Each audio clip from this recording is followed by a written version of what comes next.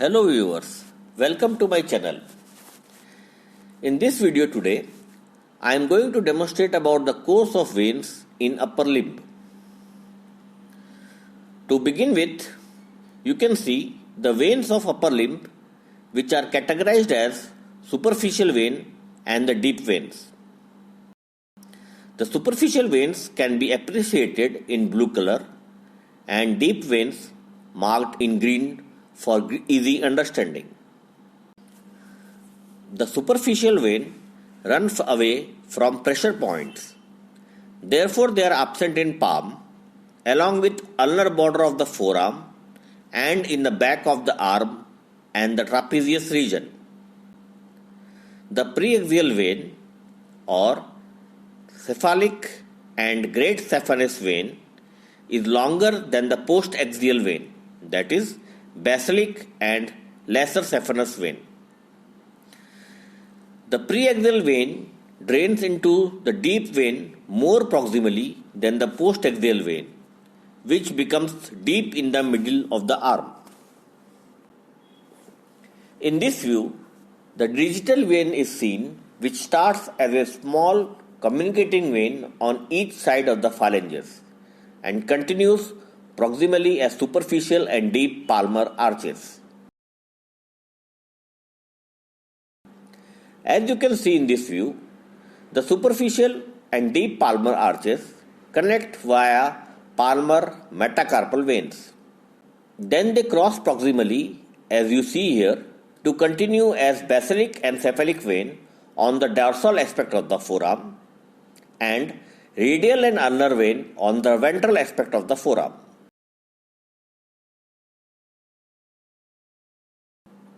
They continue as the deep veins of the forearm.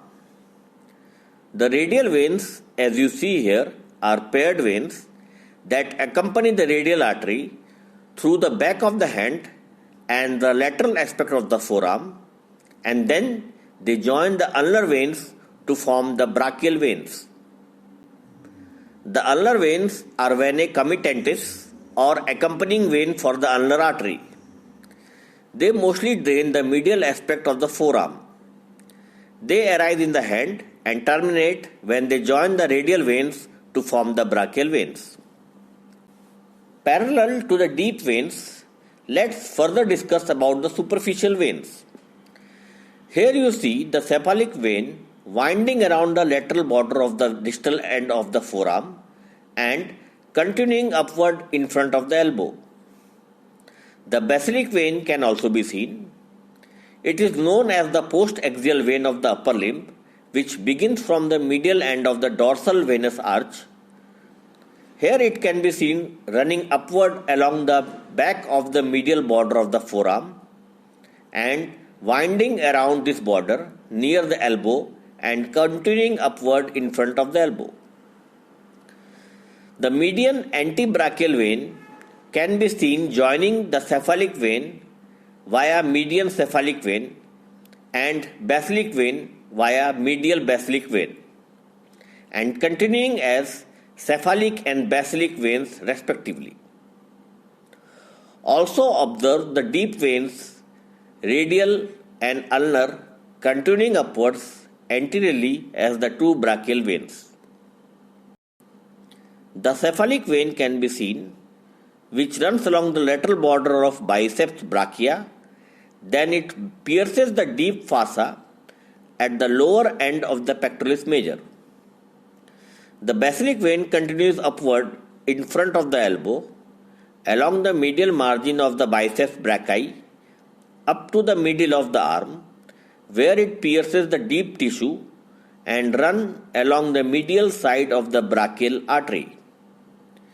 The two brachial veins can be seen draining into basilic vein here, following which the basilic vein becomes the axillary vein at the level of lower border of teres major muscle. Here you can see the subscapular vein draining into the axillary vein directly.